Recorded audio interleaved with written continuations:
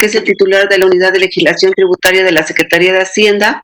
Posteriormente estará Karina Ramírez, titular de la Unidad de Política de Ingresos No Tributarios de la Secretaría de Hacienda.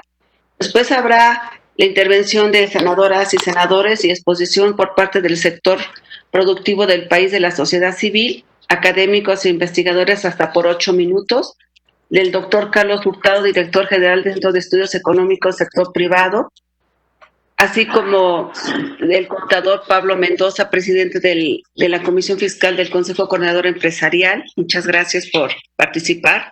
El licenciado José Manuel López Campos, presidente de la Confederación de Cámaras Nacionales de Comercio y Servicios de Turismo. Posteriormente tendremos al contador Héctor Ortega de la Torre, de la Comisión Nacional de Comercio y Servicios y Turismo de la Ciudad de México. Posteriormente, Alfonso Mojica Navarro, director general, y Luis Felipe Villalobos Serrano, gerente de Administración y Planeación de la Cámara Nacional de la Industria Tequilera. Después, el doctor Gabriel C. Kelly, director general de la Asociación Nacional de Telecomunicaciones. Como el número 6, a Jorge Álvarez Hobbs, presidente del Grupo Empresarial Alcances y Desarrollo de Negocios. Posteriormente, Jorge Fernando Negrete, presidente del Grupo Digital, y a Héctor Juan Villarreal Pérez, director general del Centro de Investigaciones Económicas y Presupuestarias del CIEP. Y por último, tendremos al doctor Luis Fonserrada Pascal, director de la Facultad de Economía de la Universidad de Mayán de Mérida. Y por último, el mensaje de nuestro presidente de la Comisión de Hacienda. Pues le damos la palabra, por favor, a Carlos Ernesto Molina. Senadora Nubia, buenos días. Buenos días a todos los participantes en el foro. ¿Sí me escuchan? Sí. Buenos días. Sí, sí. Muy bien, adelante, buen día. Carlos, y te escuchamos muy bien, gracias. Gracias. Pues, además de saludarlos con mucho gusto y esperar que todos los presentes se encuentren bien de salud, al igual que sus familias, en este tema que hoy afecta no solamente a nuestro país, sino a todo el mundo, pues daremos inicio a esta plática a la que amablemente nos han convocado y a la que nos da mucho gusto participar. El tema del foro virtual es análisis de los criterios generales de política económica 2021 y reformas a la Ley Federal de Derechos. Por lo que hace al análisis de los criterios de política económica, es el doctor Iván Cajeme el que será el responsable de platicar un poco sobre este tema en el foro. Entonces, ya habían avisado que estaba en reunión con el secretario, y si no tienen inconveniente, empezaría yo, junto con la licenciada Karina, a hablar sobre los temas de reforma a la Ley Federal de Derechos. En ese sentido, me gustaría empezar comentando que en la Secretaría de Hacienda y Crédito Público, como cada año, se hacen trabajos previos para llevar a cabo todas las reformas a los ordenamientos legales. En este caso, en la Ley Federal de Derechos en particular, pues tiene un proceso que consiste en tomar las opiniones de todas las dependencias de la Administración Pública Federal, que son las que se encargan de, ya sea de prestar servicios o de administrar los bienes del dominio público de la nación, que precisamente son los dos títulos de la Ley Federal de Derechos por los cuales se cobran alguna cantidad en específico, alguna cuota. Es decir, por la prestación de servicios o por el uso o aprovechamiento de bienes del dominio público de la nación. En esta ocasión, las reformas que se prepararon y que fueron las que finalmente se materializaron en la iniciativa que reforma, adiciona y deroga diversas disposiciones de la Ley Federal de Derechos, tomó como base básicamente la consulta que, como les comentaba, se hace a todas las dependencias.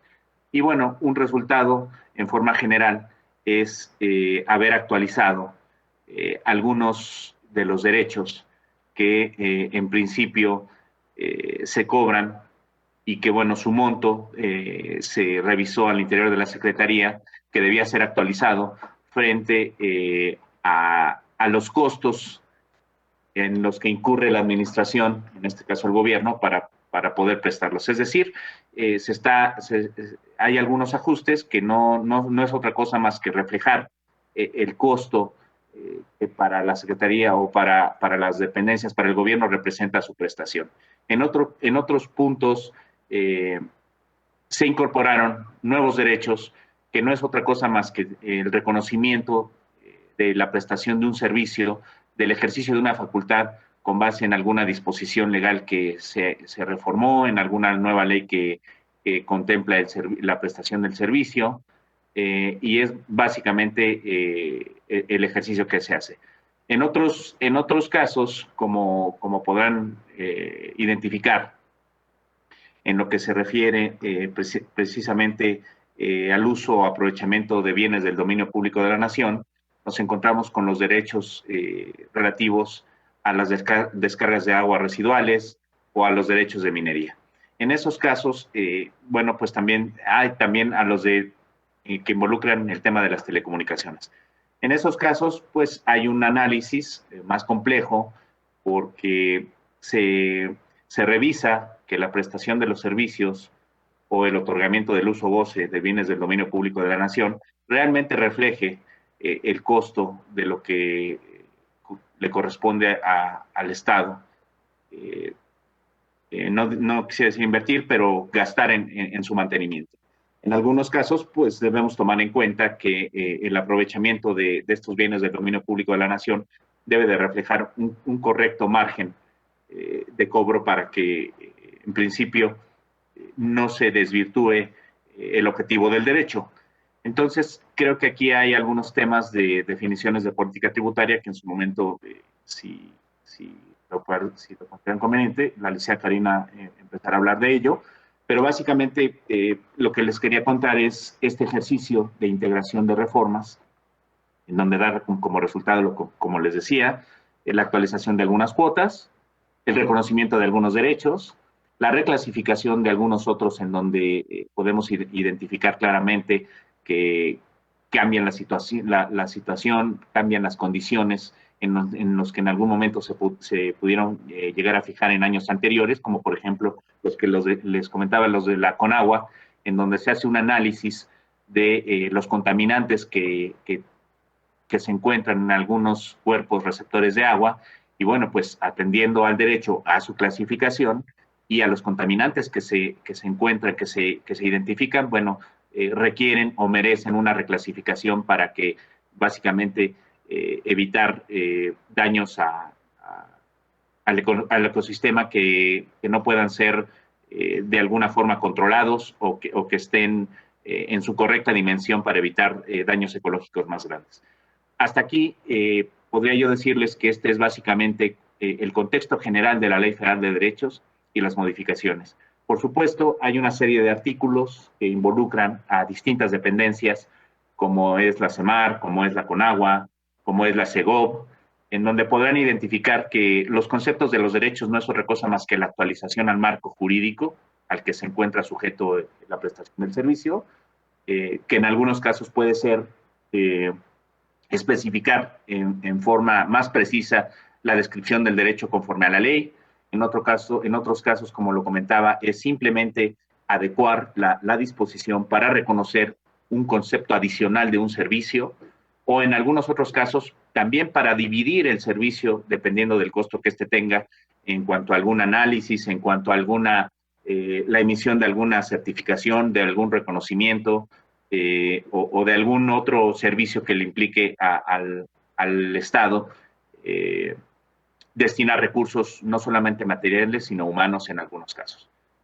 Entonces, hasta aquí, senadora, si me permite, concluiría yo con esta parte general que tiene que ver con esta Ley Federal de Derechos.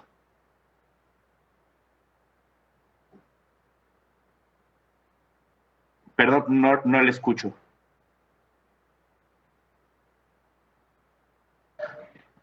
Senadora, tiene su micrófono cerrado, perdón. Le damos la palabra a Karina Ramírez Arias, titular de Política de Ingreso No Tributario, por favor. Muy buenos días a todos. Sí, a ver, Buenos días a todos. Primero quisiera agradecer a los senadores por crear este tipo de espacios para promover el diálogo e intercambio entre los actores que formamos parte de la agenda pública. Este tipo de diálogos nos permite enriquecer nuestra labor técnica en la Secretaría y mantener una visión de política incluyente. Creo que Carlos ya hizo un muy buen panorama general sobre el trabajo que hicimos en la labor de analizar y establecer cuotas justas en materia de derechos. Solo voy a enfatizar que, bueno, las propuestas para su actualización se realizaron en conjunto con las distintas dependencias de la Administración Pública Federal que brindan los servicios o que regulan el bien público. Y considerando este fin, por un lado, el principal criterio de actualización de los derechos que tomamos correspondió a la prestación de servicios públicos. Correspondiente a la prestación de servicios públicos tiene el propósito de que se recuperen los costos en que se incurren por estas actividades, de modo que la prestación de los servicios tengan un carácter sustentable. Esto es, por ejemplo, cuando se expide un pasaporte, buscamos que se cubra el costo del papel, la tinta, el personal involucrado en su expedición y otros insumos utilizados en su elaboración. Por otro lado, cuando se refiere al uso de un bien público, en la valoración de las cuotas se busca incluir todas las externalidades o los costos de oportunidad que pudiera causar a la comunidad el uso o explotación del bien, de manera que se haga un uso racional de los recursos. En este sentido, para hacer una correcta evaluación y evitar valores desproporcionados, se toman en cuenta las referencias internacionales y este proceso se afina de acuerdo con el contexto de cada caso en particular y se fija un monto de equilibrio. Dicho esto, para el paquete 2021, la Secretaría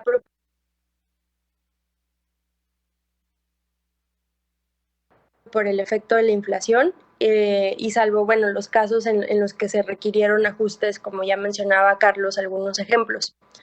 Y bueno, hoy como primer acercamiento estoy aquí para escuchar los diferentes puntos de vista de todos los presentes y espero que de este primer espacio se desprenda un marco de colaboración conjunta y se abran más foros para enriquecer la discusión. Estoy a su disposición. Muchas gracias. Ya tendremos a Iván Cajeme. No se ha conectado todavía, senadora. Secretario técnico. No se ha conectado todavía, senadora. Estamos esperando que se incorpore. Ok. Pues no sé si están de acuerdo, pero entraríamos a la exposición del sector productivo del país, como ven, porque también veo que todavía nos faltan algunos senadores que entren. Y le daríamos la palabra al doctor Carlos Hurtado, director general del Centro de Estudios Económicos del Sector Privado.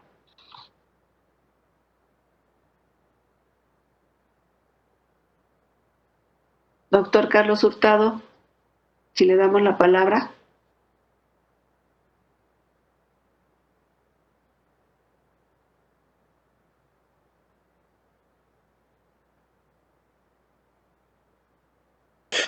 Yo creo que no está escuchando porque ahí está. Dice que sí, que un momento.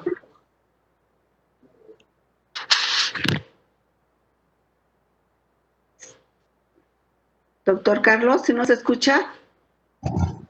Sí, aquí estoy. Le daríamos la palabra como inicio de la participación del sector productivo. Ok, una disculpa, pero es que estaba en silencio y no, de repente no pude aquí agarrar. Bueno, antes que nada, muchas gracias por la invitación a participar en este foro que me parece que es muy importante. Yo voy a hacer una presentación verbal, sin presentar ninguna lámina, pero desde el punto de vista de la solidez del programa macroeconómico, no particularmente sobre los ingresos, ni sobre los derechos, obviamente, pero va a ser así bastante general en esto, ¿no? Entonces, la manera en que estamos viendo nosotros el programa económico que el gobierno plantea para el siguiente año es la siguiente. Me gustaría empezar con cómo ve el gobierno 2020, primero, para después pasar a 2021. Entonces, a mi modo de ver, lo que está planteado en el documento de criterios generales de política económica para 2021 tiene una visión que me gustaría decir muy particular respecto a la evolución de la política económica en 2020. En general, se sostiene en ese documento de los criterios de política económica que las acciones de política pública han sido muy oportunas durante este año para lidiar con la crisis de la economía y también para lidiar con la crisis de la salud. Si alguien que no tiene mayor información lee solamente este documento, pensaría que en México nuevamente fue muy oportunas las medidas de política que se tomaron para estas dos crisis simultáneas que estamos viviendo. Entonces, me gustaría empezar por decir en este punto que México ya venía viviendo, pues, si no una crisis, yo creo que sí es una crisis, pero si alguien no acepta este concepto de una crisis, México ya venía viviendo una desaceleración muy importante en su economía desde el año 2019. Acuérdense que en 2019 ya hubo una contracción del Producto Interno Bruto y que la evolución de la inversión, que venía ya siendo muy baja, ya se había desacelerado bastante, y también desde 2019 y a lo largo de 2020 el consumo se ha también contraído y bueno, pues si esto sucede, pues no, digamos, las condiciones ya no eran óptimas para cuando nos llegó la pandemia, ¿no? La mayoría de los analistas pensamos que el gobierno ha tomado, no solamente se ha tardado, se ha negado a tomar acciones para proteger al empleo formal e informal y para proteger a las empresas, digamos, pequeñas, medianas y grandes que proveen este empleo a la población.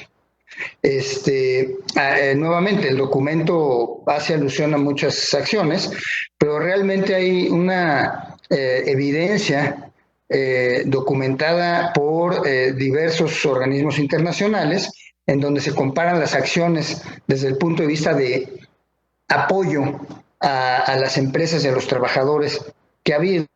Se comparan México con muchos otros países, no todos avanzados como se dice a veces, que bueno, es que no tenemos espacio como tiene Japón y como tiene Inglaterra, etcétera. No, también ahí hay comparaciones con Perú y con Chile y Brasil, etcétera, ¿no? Colombia y demás. Y en todas las que yo he visto,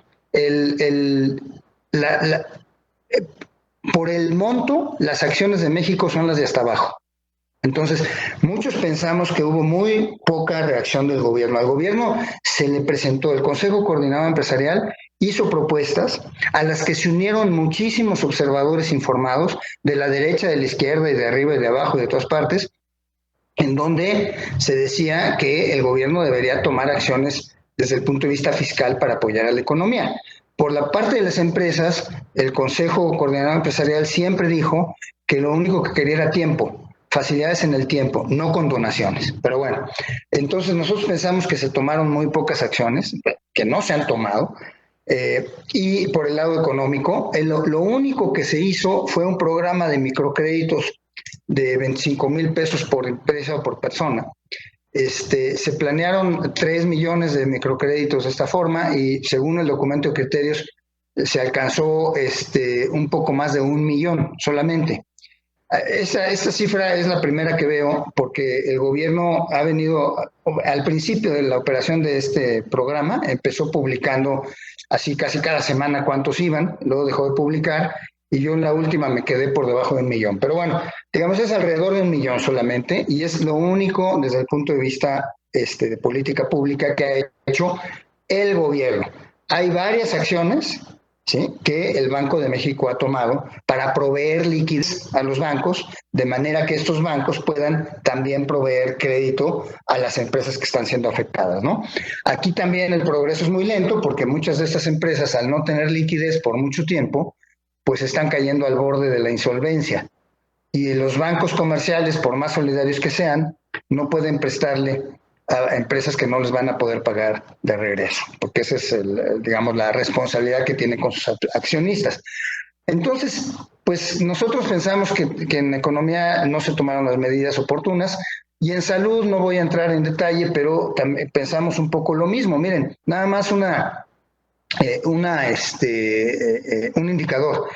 La clasificación del gasto funcional, que se reporta cada 3 meses por la Secretaría de Hacienda, en esa a junio, en la función salud, íbamos en gasto efectuado a un nivel menor que en 2019, cuando tenemos la pandemia encima. Al mes de julio, que es la última información que hay a nivel de quién gasta qué, ¿no? El gasto de la Secretaría de Salud era solamente 0.2% por encima que enero-julio de 2019. Bueno, a mí eso no me dice que tenemos muchísimas acciones desplegadas para enfrentar una pandemia de la importancia que obviamente tiene esta. Y hay otros indicadores muy tristes. México ocupa el primer lugar en decesos del personal sanitario. Según datos de Amnistía Internacional, y el primer lugar también en esto que se le llama las muertes en exceso, ¿verdad? Por cada 100,000 habitantes. Entonces, y hay mucha evidencia anecdótica pero abundante sobre, por ejemplo, retraso en las compras de medicina, escasez de medicinas, no solamente para el tema del COVID y de equipamiento, en fin, ahí pensamos. Entonces, ahí sí tenemos un desacuerdo en cuanto a la gestión de 2020. Déjenme decir que para 2021, el presupuesto que presenta el gobierno a consideración de ustedes por el lado de los ingresos y de los gastos, es un presupuesto fiscalmente responsable desde el punto de vista macroeconómico. Tiene un objetivo de los balances públicos, del balance primario y de su déficit, que son realmente muy tranquilizadores para los mercados financieros. Entonces, por ahí no voy a ponerme a repetir cifras que están por todas partes y que ustedes van a ver, pero este es el mensaje. Y este mensaje ha sido bien acogido por los mercados. Sin embargo, nosotros pensamos que las proyecciones en las que está basado todo este programa, tanto para el cierre de 2020 como para 2021, son demasiado optimistas. Y cuando digo nosotros, decimos el Centro de Estudios Económicos del Sector Privado, pero también muchos analistas, O sea, si ustedes ven Citibanamex, en fin, todos los analistas prácticamente tienen perspectivas menos optimistas. El crecimiento económico de la mayoría de los analistas, hoy la OCDE sacó nuevas cifras también, el Fondo Monetario Internacional, las encuestas que hacen Citibanamex y Banco de México, indican alrededor de una caída para este año, una contracción del producto de 10%. El gobierno dice 8%. Para 2021, más o menos, un poquito por debajo, todos estos analistas, de 3%, el gobierno dice 4.6%. Pero ¿por qué es importante esto? Esto es importante, y esto sí creo que al Senado le interesa. Esto es importante porque esa sobreestimación, en el caso que haya, que nosotros pensamos que sí es una sobreestimación del crecimiento, pues no va a traer los recursos suficientes en recaudación fiscal y en ingresos en general para el 2021, como lo que plantea el presupuesto presentado. Entonces, por eso estas diferencias yo creo que son importantes para que se examinen, para que se comparen con lo que pues analistas muy calificados, ¿no? Como la OCDE, el Fondo Monetario, en fin, todos los bancos y demás, están teniendo unas perspectivas que no son tan optimistas. Y también nosotros pensamos que por el lado de los ingresos no tributarios, el precio del petróleo también es bastante optimista, ¿no? Digo, son $42 por barril cuando el promedio en este año ha sido 33. Y pues no hay ningún signo hacia adelante de qué pueda pasar para que esto se recupere bastante en el 2021, disculpen. El precio de los futuros, en efecto, está alrededor de $42, pero para el West Texas Intermediate, que es nuestra referencia, normalmente el precio del crudo mexicano está un 5-10% por abajo de ese marcador WTI. Y lo mismo pasa con la plataforma de producción, que está, les digo, en los últimos 3 años ha estado súper subestimada por los presupuestos. Hasta hoy en México se está produciendo 1.670 millones de barriles diarios en este año, y la proyección es de 1.853. Nosotros también pensamos que ahí hay una sobreestimación que puede desfigurar el plan fiscal para el gobierno del año que viene. ¿Cuál es la apuesta que el gobierno está haciendo para que el crecimiento en el próximo año y también en el mediano plazo se recupere, ¿no? Y les digo del mediano plazo porque a veces, digamos, de mi experiencia previa en el Congreso, en las 2 cámaras, a veces solamente se ve el año que viene, pero gracias a varias reformas que ustedes mismos hicieron, bueno, me refiero al Senado y a la Cámara Baja, ahora el gobierno tiene que presentar una proyección de mediano plazo junto con su presupuesto. Entonces, ahí se plantea una recuperación rápida, relativamente rápida, para llegar después a estabilizarse el crecimiento en 2,5% ya en varios años hacia adelante, y todo eso viene en los documentos. Entonces, yo creo que la apuesta que está haciendo el gobierno para esto es que es doble. Una es que el rebote, porque yo no encuentro una palabra menos vulgar que esa, pero el rebote que actualmente están experimentando las cifras del IGAE, que es el indicador de crecimiento, del consumo, de la inversión, etcétera, después de que estuvieron cerrados la mayoría de los establecimientos, cuando abren, aunque sea parcialmente, pues experimenta un rebote, y esto es natural, ¿no? Y pasa en todas partes, por cierto. Pero a lo que está apostando el gobierno, me parece, es que haya que ese rebote sea un rebote más permanente y que realmente indique una recuperación sólida de la economía. Y yo creo que entre ese rebote aritmético y la recuperación sólida hay una brecha importante. ¿Por qué lo digo? Porque para que se recupere el producto de manera sostenida, se tiene que recuperar la inversión, se tiene que recuperar el consumo de la población y las exportaciones.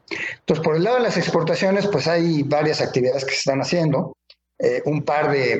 Una propuesta, por ejemplo, una colaboración también del sector empresarial para aprovechar más oportunidades en las cadenas de valor o de oferta con Estados Unidos en el marco del nuevo acuerdo comercial, y que se está trabajando de manera muy seria.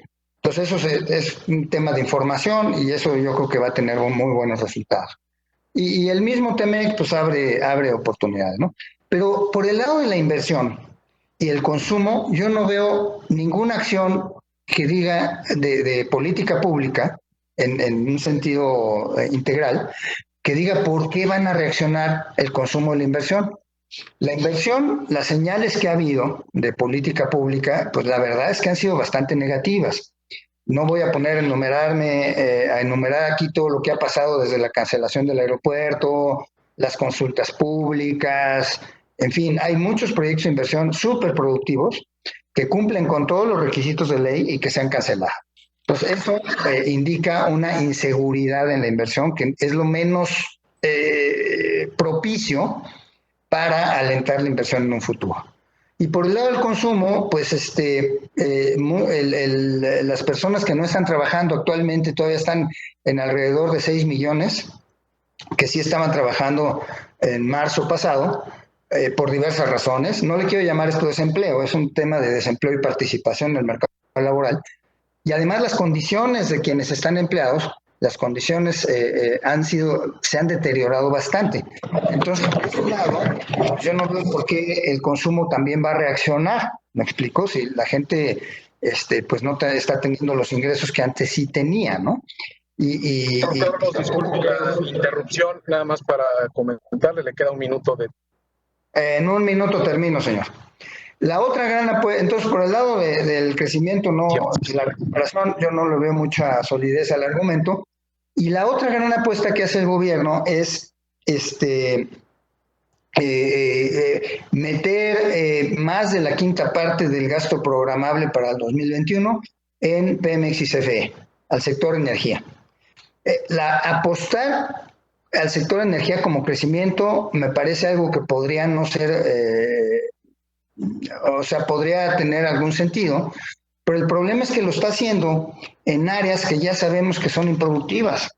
La línea de negocios de Pemex en la que pierde es refinación, y es en donde estamos invirtiendo. Entonces yo no veo cómo esto tiene sentido con un mayor crecimiento hacia el futuro.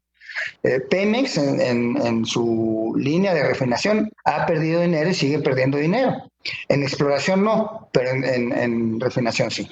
Y por otro lado, la CFE está, digamos, está también perdiendo en la línea de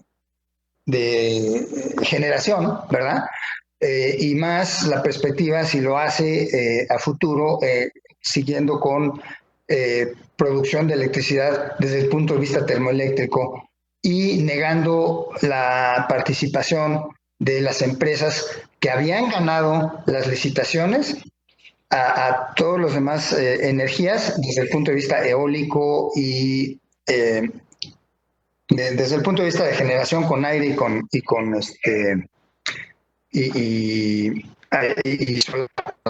¿no? Entonces, esto era un modelo de licitaciones del mundo, salieron artículos por todas diciendo que había sido muy buenas noticias porque era producción de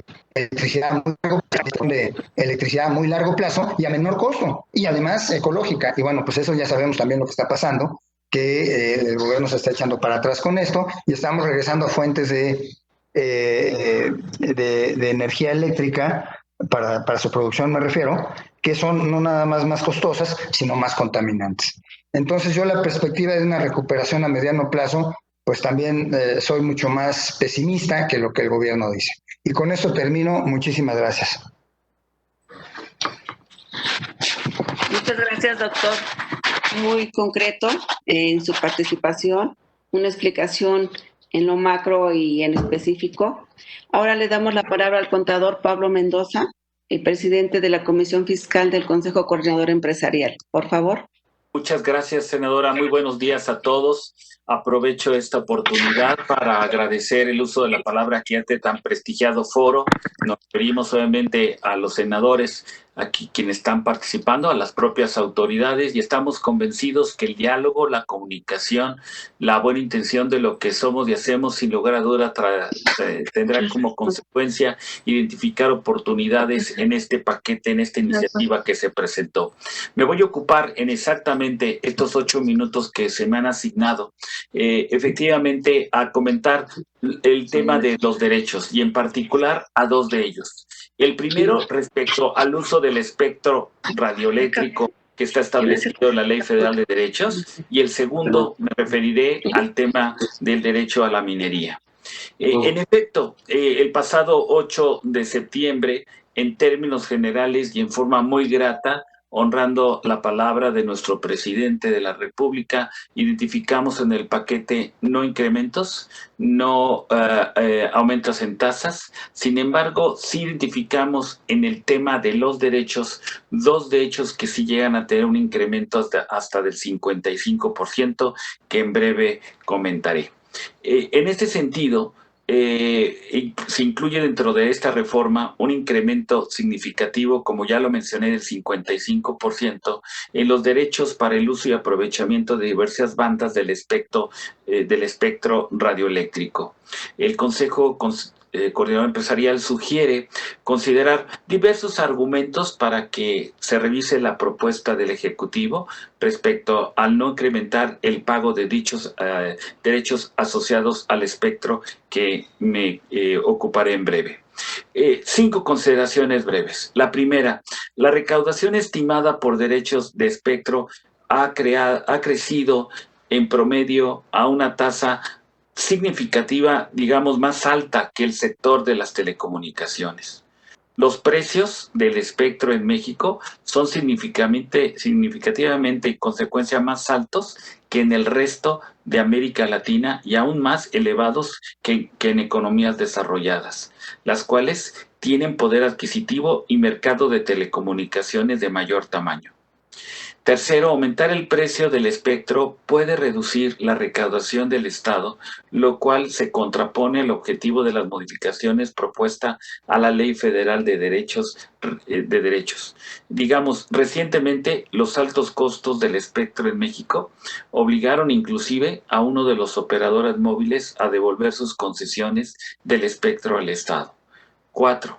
Las referencias internacionales utilizadas para aproximar el valor del espectro sobreestiman el precio de las bandas, que son los dos conceptos que se están incrementando al 55%, los de 800 y 850 MHz en México, porque estas bandas tienen características técnicas y económicas distintas a las que se usan en países analizados a nivel mundial. Modificar el marco legal sobre el pago de derechos de manera diferenciada para algunas bandas de espectro atenta o puede atentar a la neutralidad competitiva, puesto que impacta de manera diferenciada a la red compartida, la asociación pública-privada que participa en el sector. Lo anterior puede contravenir los principios de libre competencia establecidos en el capítulo de telecomunicaciones del TEMEC. Para entenderlo de una forma mucho más sencilla, pensemos que las frecuencias, las concesiones, tienen un par de componentes. La que se paga en el momento de la subasta de la propia concesión, que representa aproximadamente un 5%, y el pago de los derechos, que representa el 95%, es el precio total de la concesión. En el uso ya de estas frecuencias existen, digamos, para identificarlo más rápidamente, un par que son las frecuencias que se le llaman de cobertura, que son las de 800 MHz y las de 850, que son las que suben 55%.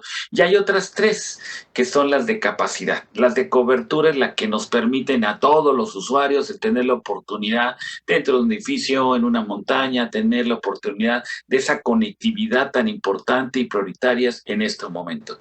Y las bandas de capacidad, bueno, pues las que nos permiten videos, transmisiones, transacciones bancarias, en fin.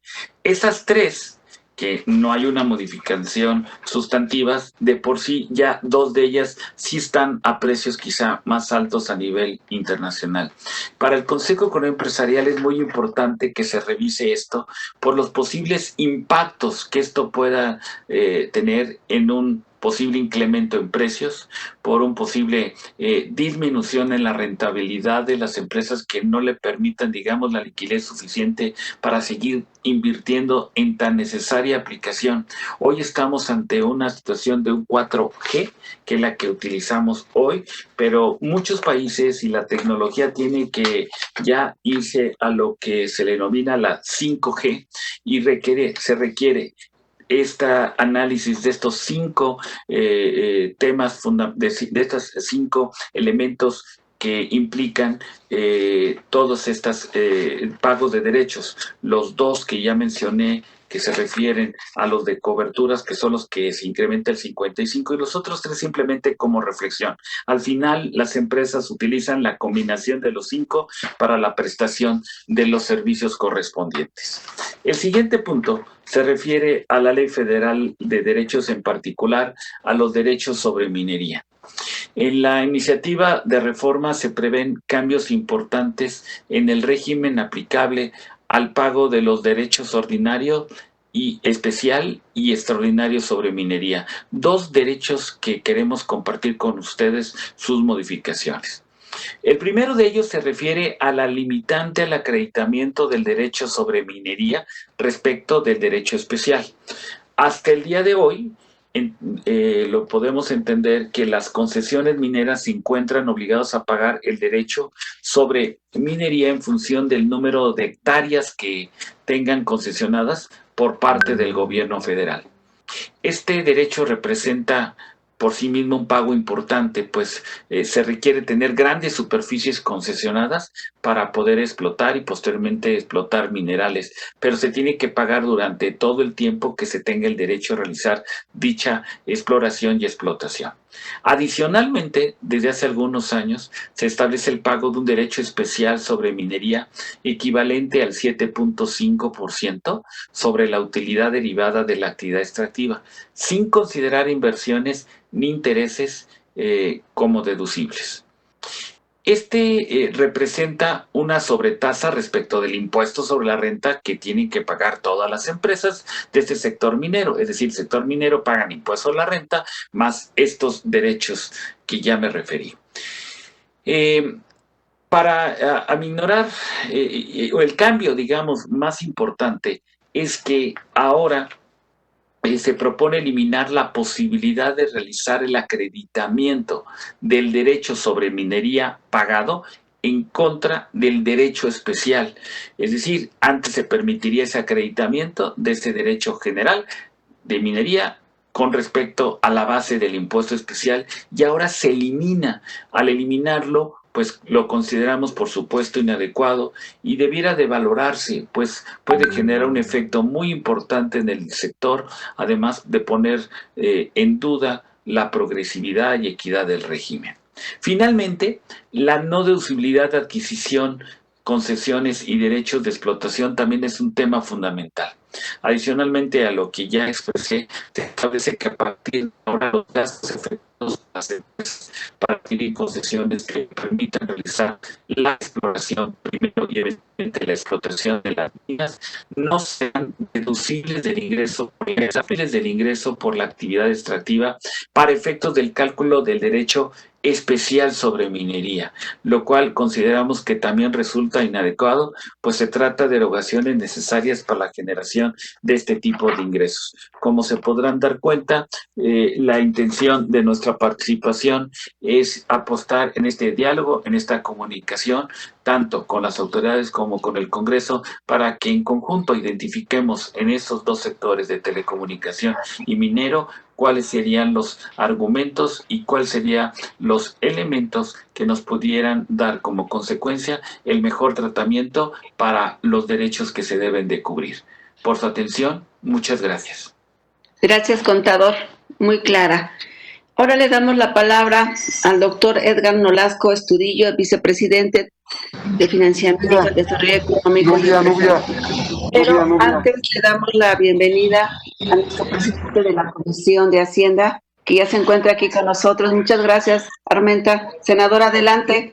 Gracias, Nubia. No sé si me escuchen. ¿Me escuchan? Sí, muy bien. Gracias, Nubia. Felicitarte por la coordinación de este segundo encuentro y agradecer, desde luego, a las y los senadores, a los participantes, a los representantes de los sectores productivos. Esta es una enorme oportunidad que nos damos todos para lograr un propósito más allá de nuestras filiaciones políticas o de nuestras posturas de orden económico. Es innegable que queremos que haya justicia tributaria, y la justicia tributaria significa que el que gana más paga más y el que gana menos paga menos. Y por el otro lado, la justicia distributiva, que la riqueza nacional se logra una mayor distribución de la riqueza. Ese es el gran problema de la pobreza, de la marginación, la concentración de la riqueza en unas cuantas manos. Tenemos que lograr que haya una distribución justa de la riqueza, y para eso este encuentro nos sirve porque Pablo ha sido muy concreto al dar propuestas, y eso es lo que quisiéramos escuchar, propuestas que nos ayuden al final de estos foros a plantearlo tanto Cámara de Diputados, algunas sugerencias sobre el presupuesto de egresos que no nos toca a nosotros ver, pero lo que me ha encargado el senador Ricardo Monreal es que podamos enriquecer de los sectores productivos, de los grupos del Consejo Coordinador Empresarial, de Coparmex, de Canacintra, de Canirac, de todos los organismos que tienen estudiosos en la materia, que nos den propuestas, que nos ayuden a enriquecer la ley de ingresos, para que el debate político pues no se convierta en el punto central de este análisis. Lo que tenemos que lograr es qué aportamos, qué modificamos, qué podemos construir juntos tal como lo hizo Pablo. Así es que vamos a estar escuchando, ese es el propósito, de verdad, hay toda una intención de que el análisis sea plural, pero sobre todo lograr que se enriquezca la ley de ingresos. Ese debe de ser el objetivo. Un abrazo, buenos días, y yo estar escuchando con mucha atención las participaciones de todos y agradeciéndole desde luego a Nubia la extraordinaria coordinación que está haciendo de este foro. Buenos días, estoy atento. Gracias, presidente. Le damos la palabra al doctor Edgar Nolasco. Adelante. Muchas gracias, senadora. Reciban un cordial saludo del arquitecto José Manuel López Campos, presidente de la CONCANACO. Yo quisiera abundar un poco en la postura de Carlos Hurtado. Me parece, digamos, que es muy trascendental que tomemos conciencia de la gran problemática y los grandes retos que enfrenta el país en materia económica y de finanzas públicas. Más allá del paquete económico, que desde luego requiere adecuaciones, es importante que esta conciencia a la cual promovemos pues signifique el reconocimiento de que además de la crisis mundial y de las repercusiones internas que puede tener en la economía doméstica, pues el Producto Interno Bruto, si nosotros lo proyectáramos en las condiciones, digamos, actuales, pues estaríamos hablando de que si al año 2023 apenas alcanzaríamos los niveles que teníamos a finales de 2018. Y esto no es por ponerlo en términos dramáticos, sino que es una realidad, más allá de que estemos de acuerdo en que el PIB va a caer 8 o 10%. Esto, en otras palabras, significa una pérdida de empleos de 12 millones, y no me refiero a los 12 millones de empleos que se perdieron durante el COVID, que de alguna forma se recuperarán hacia el 2023, sino los 12 millones de desempleados que ya traíamos acumulados hasta el año 2018. Además del 1,5 millones de empleos que necesita la economía mexicana generar anualmente. Esto significa, en otras palabras, de que el cambio que requerimos es un cambio estructural centrado fundamentalmente en la competitividad del país. ¿Y qué significa la competitividad del país? Pues para no entrar en cuestiones teóricas, basta leer el artículo 25 de la Constitución Política de los Estados Unidos Mexicanos, y ahí viene una definición muy clara. No significa más que inversiones, empleo y productividad en su conjunto. Es decir, que si nosotros no le ponemos atención, y esto ya lo señalaba Carlos Hurtado al final de su ponencia, si no le ponemos atención a la inversión, el país no va a salir de las problemáticas económicas y financieras que tiene. ¿Por qué? Porque la inversión es la principal variable generadora de un incremento del PIB y de la generación de empleos.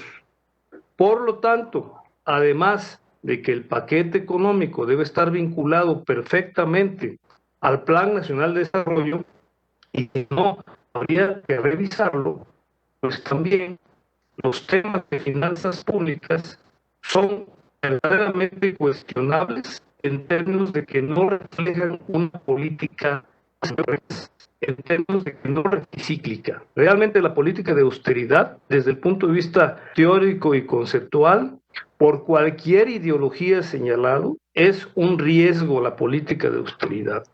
El gobierno no está para contener a través de una política de austeridad y mucho menos las inversiones.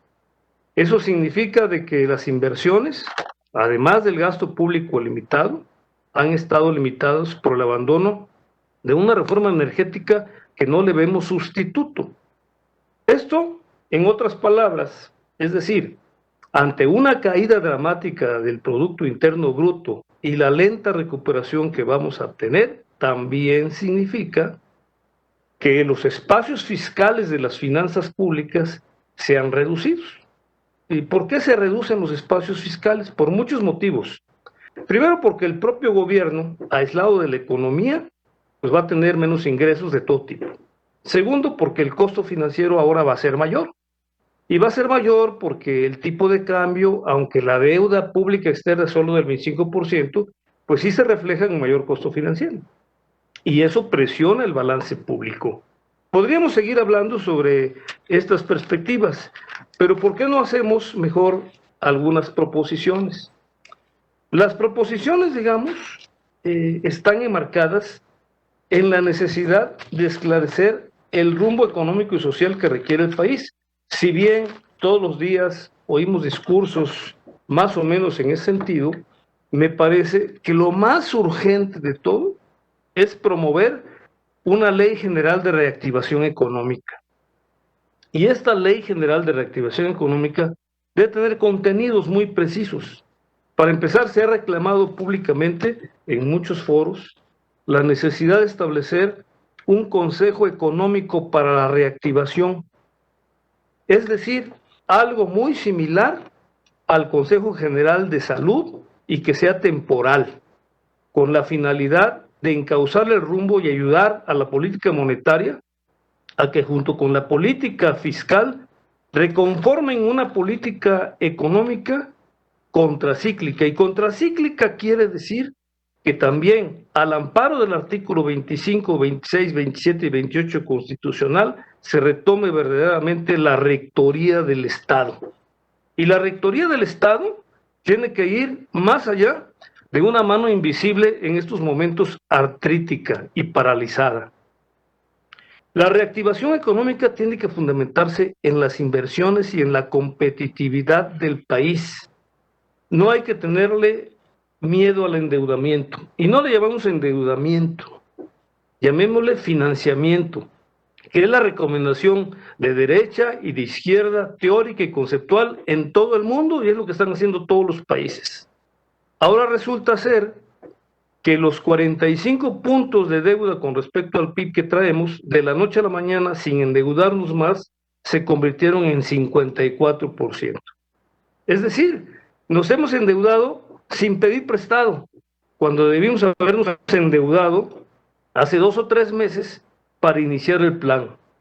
Tampoco en lo personal, y eso sí lo quiero decir en lo personal, estaríamos de acuerdo en que la reactivación económica sea a través del consumo. Y no me refiero nada más a los créditos que está dando, a los microcréditos que está dando el gobierno. Me refiero también a una propuesta que anda por ahí de otorgar un salario mínimo como transferencia directa a toda la población mexicana.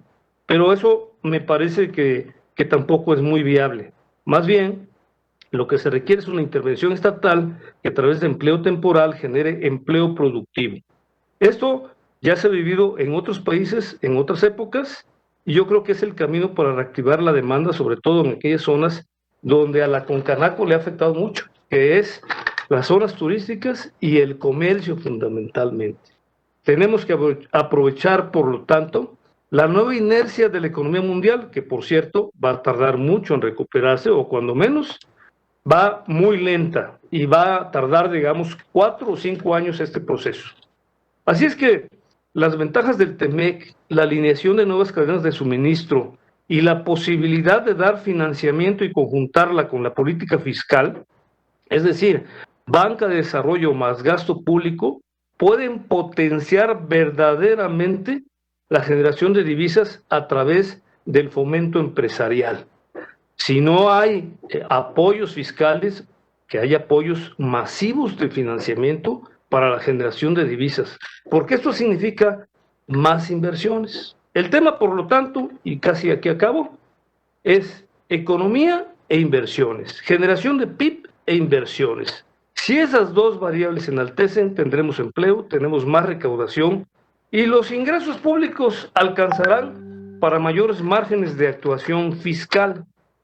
Es, por lo tanto, importante decir que la Ley General de Reactivación Económica debe incluir, además del Consejo, una adecuación del Plan Nacional de Desarrollo a las nuevas circunstancias, el plan contracíclico que he venido mencionando, la concertación pública y privada y social para fortalecer la inversión y el empleo en regiones determinadas, la revisión semestral del presupuesto público, porque el contexto es muy complejo y turbulento y hay que adecuarlo, y también me parece que es muy importante la discusión del presupuesto asociado con el federalismo fiscal en el Senado, es decir, en ambas cámaras.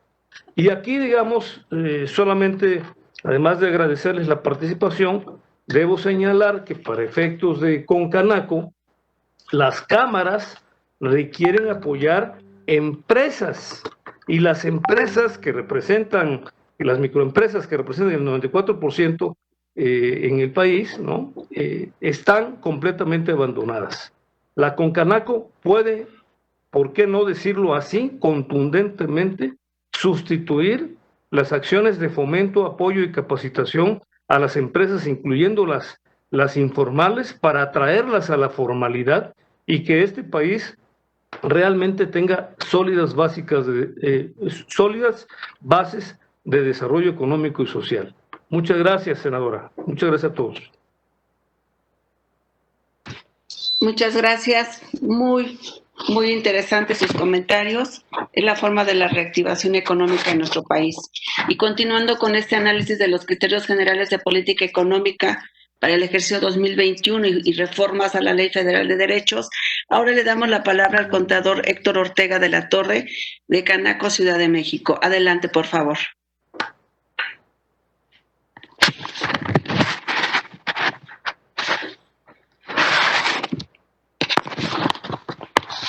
Contador Héctor Ortega de la Torre, ¿sí nos escucha? No lo escuchamos. Contador Héctor Ortega. Secretario técnico, ojalá le pudiera llamar por... Ya quedó. Okay. Creo me escuchan, Sí, ¿verdad? ya lo abrió. Sí, tenía problemas aquí con el micrófono, pero ya creo. Nubia, pues agradezco el espacio que nos proporcionan para expresar el sentir respecto a la salud, básicamente, que es un derecho elemental, ¿sí? Y la economía de las empresas que como parte de la Cámara, que se maneja un gran número de agremiados, nos hacen y nos expresan su sentir acerca de lo que pasa, y lo queremos expresar de acuerdo con lo que nos solicitan ustedes. Los criterios generales de política económica requieren de un análisis veraz y profundo de los aspectos económicos y sociales que han llevado al país a la crisis actual, que podemos clasificar en materia de salud, economía y finanzas públicas, ¿sí?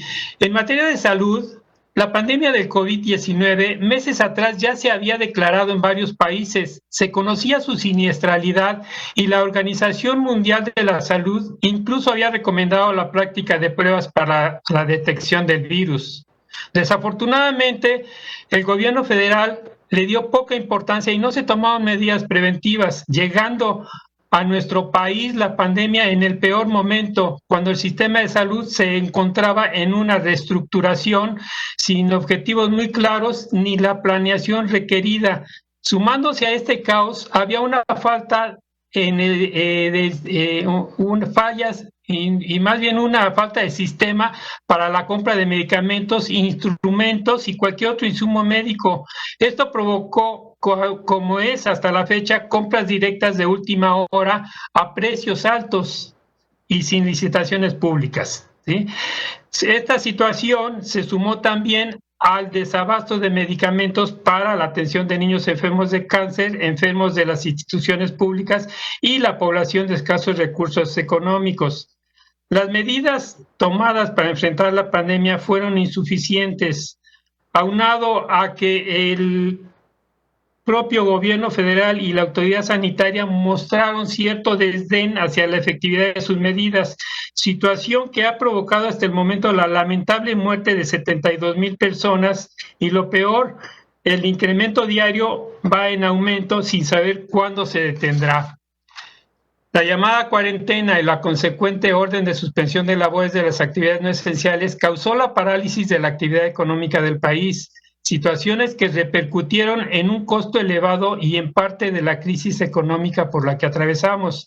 Es definitivo que en materia de derechos humanos, uno de los mayores beneficios que se deben de brindar a la población es el acceso pleno a la salud. Por tanto, es indiscutible que se debe destinar a la salud un presupuesto mayor que sea suficiente para la compra de vacunas para la prevención del COVID-19, medicamentos, instrumentos e insumos médicos que en forma inmediata proporcionen la atención básica a los afectados por la pandemia, así como a la población infantil enferma de cáncer y a la población de bajos recursos económicos carente de servicios médicos.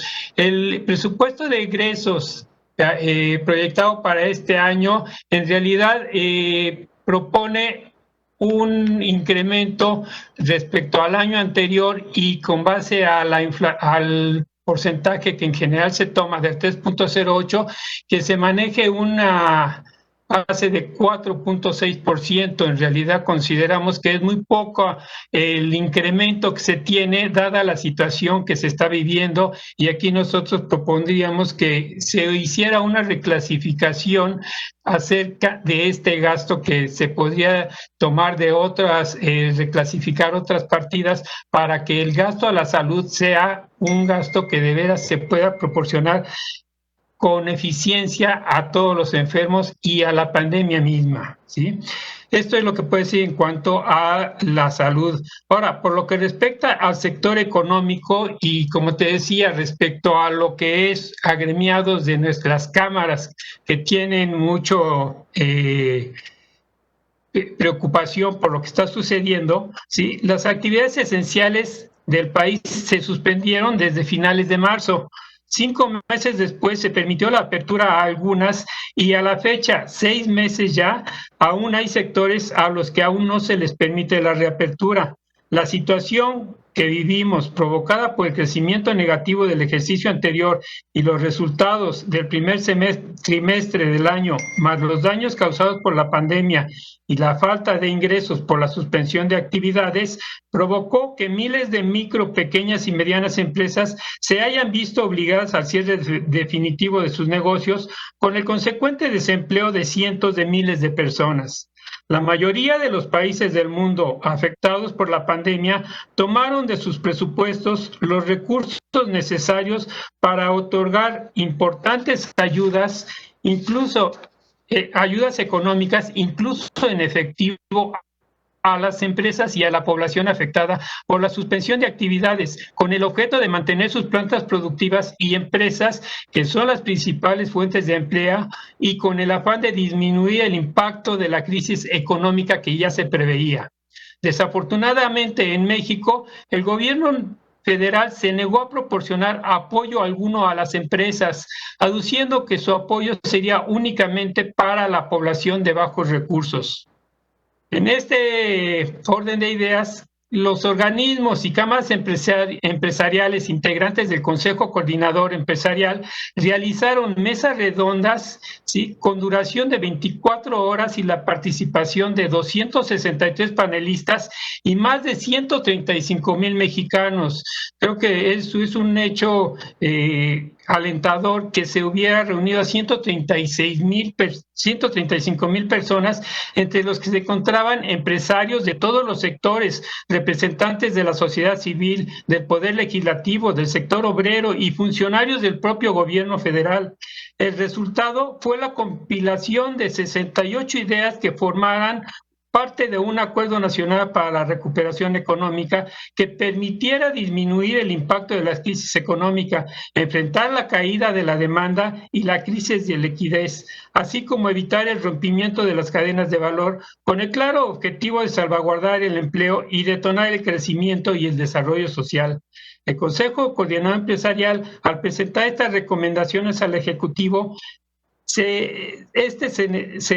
sin conocerlas, se negó a recibirlas, dando por respuesta que existía la Rectoría del Estado y ningún grupo podría imponer su política, enviándolos a que lo trataran con la Secretaría de Economía, y reiterando: no habrá rescate de empresas, y si quiebran, los empresarios y sus accionistas deberán hacerse responsables de sus pérdidas. Es muy importante precisar que en ninguna de las recomendaciones se incluye el rescate de empresas y mucho menos con donaciones fiscales, ¿sí? Esta compilación de recomendaciones se recomienda a 3 áreas: acciones inmediatas para solventar la crisis, acciones para reabrir la economía y acciones de mediano y largo plazo para detonar el crecimiento incluyente y el desarrollo social. En ellas se incluían salud, proteger el empleo y las fuentes de ingreso, reactivar la economía de manera gradual, minimizar los costos para detonar la reactivación, estimular el crecimiento de la economía, reasignar el presupuesto público, convocar a la cooperación internacional, enfocarnos en la diversificación comercial, contratar mayor deuda pública, enfatizar la visión de largo plazo de la economía. Es indudable que el país requiere del trabajo conjunto de los empresarios y el gobierno para alcanzar el progreso y el verdadero bienestar de toda la población. Estas recomendaciones contienen un programa de trabajo preciso y objetivo aplicable a las áreas de la salud, la economía y las finanzas públicas, por lo que bien sería bueno que la comisión en un momento determinado considerara su estudio y en su caso, en lo posible, su inclusión en el programa económico. Las micro, pequeñas y medianas empresas representan el 94% del total de empresas del país y lo único que solicitan son apoyos y medidas que les ayuden a contar con liquidez para solventar sus operaciones comerciales y cumplir oportunamente con sus obligaciones fiscales. Las empresas son el motor de la economía, que con la creación de empleos y la obtención de utilidades apoyan el crecimiento de la misma economía y generan el pago de contribuciones con las cuales se mantiene el gasto público y se ayuda al crecimiento del país. Al contrario, su desaparición provoca el desempleo, la pobreza y la falta de recursos económicos para la gobernanza del país. Consideramos que el otorgar dádivas a la población para que consuma lo que requiere y con ello reactivar la economía es una fórmula simple que no conduce al crecimiento económico del país. La historia señala las etapas por las que vimos de transitar para progresar. El pasado deja lecciones de las cuales hay que aprender. El presente es el momento de sentar las bases detonantes de un desarrollo creciente con incertidumbre y el futuro, la meta para alcanzar la reducción de la desigualdad, la desaparición de la pobreza extrema y la disminución de la población vulnerable. Considero que dentro de las leyes que se pueden establecer se debería de dar cabida también a que en un momento determinado los gobiernos y si escucharan en realidad, como ustedes lo hacen, a los empresarios y a las personas que pudieran aportar algo de su sapiencia, de su expertise, para poder salir adelante y sacar al país todos. El país somos todos. No habemos buenos, malos, regulares ni nada. Creo que somos parte de un gran país y lo que solicitamos es que ahora, dentro del paquete económico, cuando se llegue al aspecto fiscal, se considere también que las empresas están todas dispuestas y yo, en mi carácter de contador, yo puedo decir que los empresarios siempre están dispuestos a pagar sus contribuciones y los pequeños empresarios tienen un agradecimiento por todo lo que les ayuda el Estado y pagan con gusto sus impuestos. Desafortunadamente, a veces las presiones de la propia autoridad fiscal hace que se sientan defraudados, pero se siguen adelante y como profesión organizada los contadores también hemos aportado mucho para que los empresarios puedan sentirse satisfechos de pagar sus impuestos con la equidad que debe de ser, como decía el senador Armenta, sí, porque todos tenemos en mente que debemos de cumplir para contribuir a hacer más grande este país. Eso es lo que yo quería comentar, expresar, y agradezco mucho el espacio que me proporciona. Muchas gracias, doctor. Ahora le damos la palabra al doctor Gabriel Sekeli de Anatel. Adelante, por favor.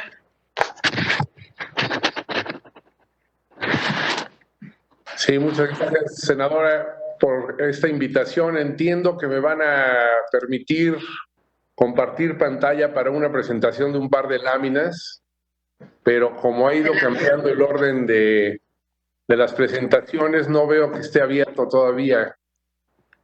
Secretario técnico, por favor, si nos apoyas.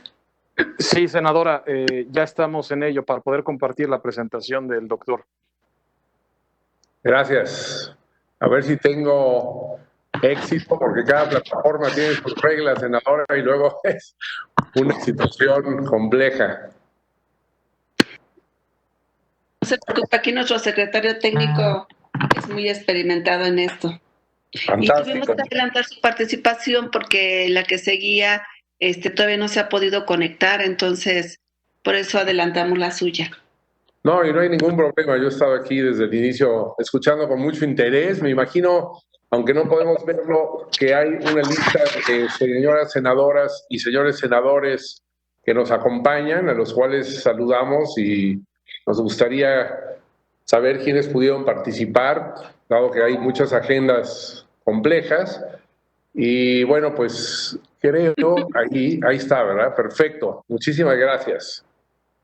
Creo que podemos empezar y yo quiero hablar de un tema mucho más enfocado, porque apreciando la importancia de ver la situación macro que se ha descrito por varios de mis antecesores, pensamos que es muy importante irnos a temas específicos, como uno que ha sido mencionado ya, el de las telecomunicaciones, que es de una industria que es clave para un gran número de actividades económicas en nuestro país. Y quiero, por tanto, iniciar con esta presentación, pero a ver, no sé qué pasa, porque si está ahí... ¿Quiere que ya le pasen a la que sigue? Sí, por favor, porque yo no tengo el control de la presentación por lo que veo. Entonces, si pudieran pasar a la siguiente lámina, por favor. Nada más son 3 o 4 láminas, así es que va a ser rápido, pero yo no lo logro hacer aquí, entonces...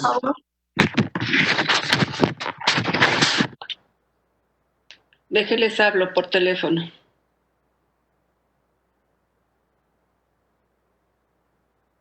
Sí, es que me habían comentado que yo iba a poder hacer esto, pero no lo puedo hacer, entonces agradecería que se pusiera la segunda lámina, por favor. Y ya no me voy a detener si es que no funciona, ni modo, pero ahí está perfectamente. Yo creo en este enfoque que tenemos que seguir mucho más puntual, señora senadora, creo que es importante el comenzar por lo más relevante, que son las propuestas que tiene una asociación como Anatel, que incluye a los 4 operadores móviles nacionales, América Móvil, Altán Redes, Telefónica Movistar y AT&T, así como todo el ecosistema que permite a muchos de los sectores económicos estratégicos del país funcionar de una manera más ágil y más productiva. Y las propuestas que tenemos son 3 en donde hemos hecho un enorme esfuerzo a lo largo de muchos años para que se entienda que podemos hacer una gran alianza con las autoridades, gobierno, Congreso, para reducir la desigualdad digital en nuestro país. Pero sentimos que no hemos sido escuchados. Después de muchos años de esfuerzo, de hecho, recientemente el Instituto Federal de Telecomunicaciones ha adoptado nuestra visión y ha propuesto también varios temas que incluyen el de hoy sobre los altos precios del espectro y las reducciones que son requeridas. Hoy queremos, señoras senadoras, señores senadores, que ustedes conozcan cuáles son esas 3 propuestas que en el ambiente que vivimos, que incluye lo que mis predecesores han abordado, pero también el tema de abordar la desigualdad social en este país, 3 medidas que ayudarían tremendamente para que la desigualdad digital fuera atacada con éxito. Y las 3 propuestas son, en primer lugar, los precios del espectro deben de ser determinados por el mercado mediante subastas competitivas, no en escritorios en donde hay diversos objetivos a alcanzar, pero que no tienen que ver con el buen funcionamiento de una industria y el ir directo a uno de los problemas de desigualdad más agudos en nuestro país. En segundo lugar, que los derechos a pagar por todas las bandas sean reducidos, en especial las bandas altas que tienen mucho más megahertz y se paga por megahertz. Se exige a la industria bajar precios. Han bajado más del 40% en los últimos 4 años. Pero el costo del espectro se sube por decreto y además tiene un ajuste inflacionario anual. Finalmente, pensamos, y esta es la clave, señoras senadoras, señores senadores, que un porcentaje de los derechos, que son más de 18,000 millones de pesos anuales que se pagan, que un porcentaje de esta cantidad se quede en las telecomunicaciones, que no vayan todos estos fondos a un fondo general en la Secretaría de Hacienda.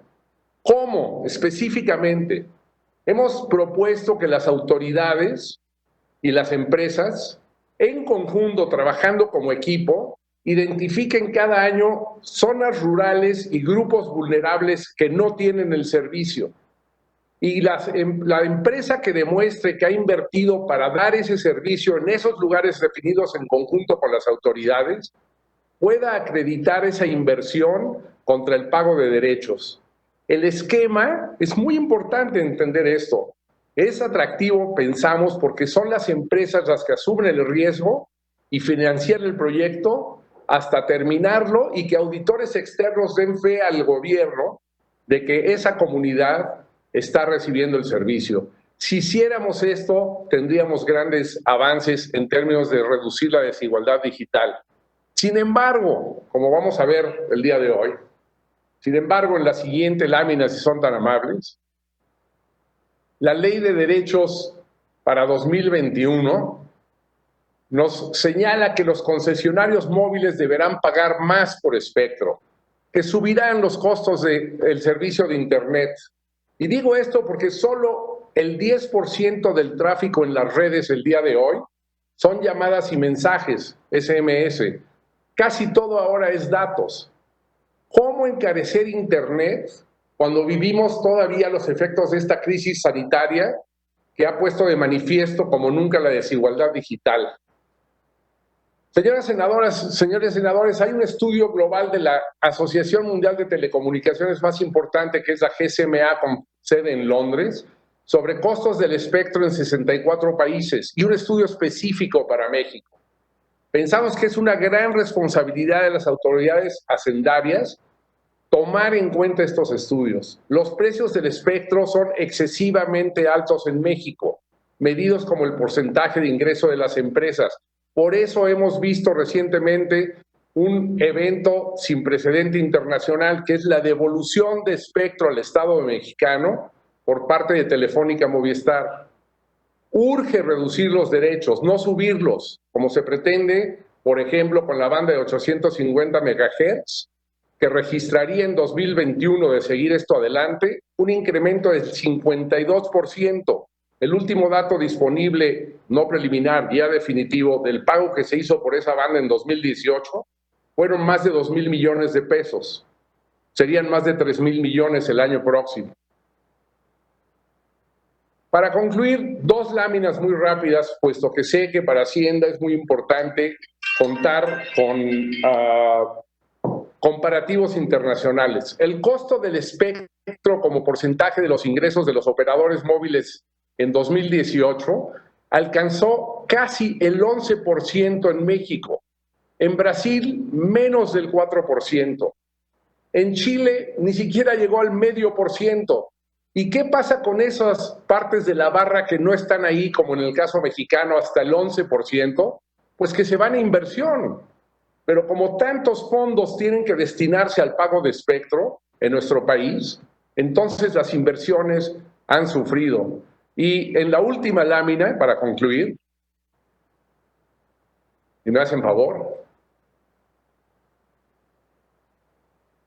señalamos que el efecto que esto tiene no es solamente en detrimento de las empresas, sino sobre todo este alto costo del espectro afecta sobre todo a los consumidores. Los altos precios generan menor cobertura y menor calidad de los servicios. Y ponemos un par de ejemplos. Con los precios de espectro promedio en México, no los precios altos que hay hoy, la cobertura con 4G incluiría el día de hoy a 5,5 millones más de usuarios, según señala este estudio de GSMA que fue presentado a la Secretaría de Hacienda hace meses. Con los precios de espectro promedio en México, no los altos precios del día de hoy, la cobertura con 3G hubiera llegado 4 años antes e incluiría a 10 millones más de usuarios. Y para ambos grupos de consumidores, la velocidad promedio de descarga de Internet sería de aproximadamente en promedio el 66% más rápida, con beneficios en educación y salud, así como entretenimiento. Quisimos ser mucho más focales en nuestra presentación para decir, hay una oportunidad con nuestras 3 propuestas que hemos elaborado de ir en consonancia con la filosofía de la actual administración que busca más inversión, empleo y menos desigualdad digital. Pero señoras senadores, no hemos logrado que nos escuchen y por eso atendimos con especial interés a este foro para que ustedes nos ayuden a que nos escuchen y podamos aportar al desarrollo del país lo que quisiéramos desde esta industria estratégica que son las telecomunicaciones. Muchas gracias por la oportunidad. Muchas gracias, doctor. Tomamos fotos de la presentación, sí nos gustaría tenerla y ojalá más adelante pudiéramos tener una reunión con usted, porque es lo que comentábamos con el senador Armenta, es lo que necesitamos, saber esas propuestas para beneficiar a los mexicanos y esto pues es muy interesante y a veces poco se conoce sobre todo.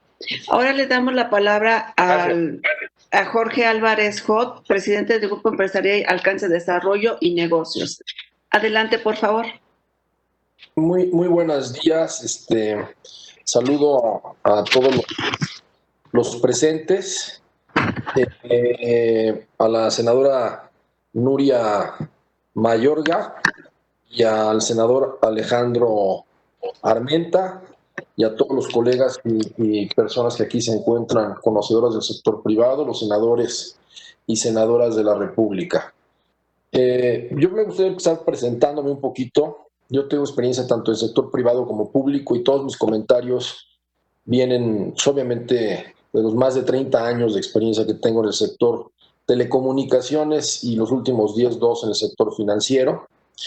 Y este debate que se tiene sobre algunos de los criterios de política económica, que no voy a centrar mi presentación en eso, sino en los derechos, la Ley Federal de Derechos, pues coincido totalmente. Los criterios de política económica son de una responsabilidad del balance, pero al final son totalmente optimistas, porque es muy poco probable que se vayan a lograr la caída del PIB que proponen del 8%, cuando todo el mundo ya nos dijo que va a caer más del 10%.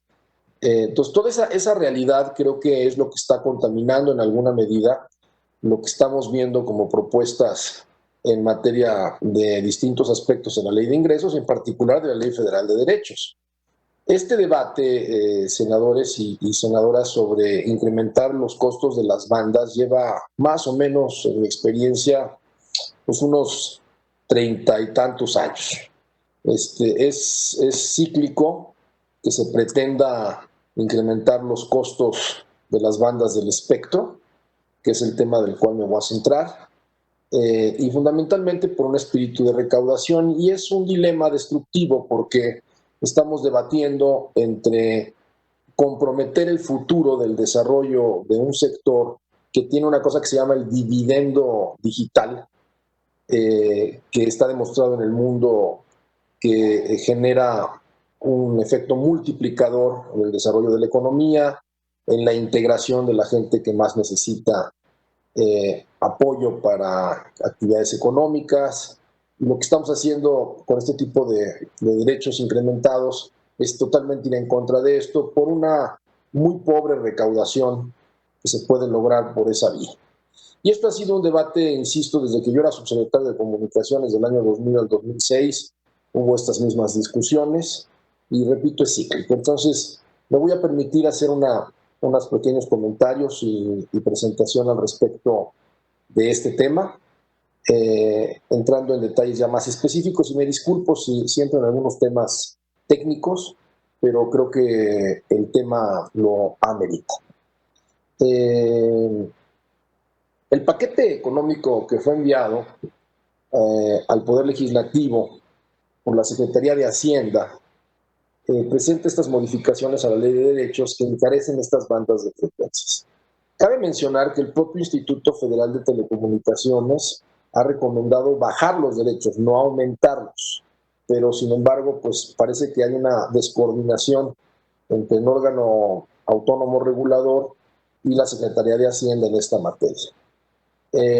Aquí estamos comprometiendo en este incremento bandas que permiten el despliegue de las redes de quinta generación, que pueden posibilitar servicios de Internet de las cosas, mejoras a la vida, a la seguridad, a la educación, a la salud de las personas, y están siendo grabadas con un derecho que va a inhibir las inversiones. Es muy sencillo. Todo el dinero que a las empresas que invierten en estos sectores, y ahorita voy a dar cifras que ilustran de qué tamaño son las inversiones, que se desvíen hacia un espíritu recaudador porque no está teniendo dinero el gobierno,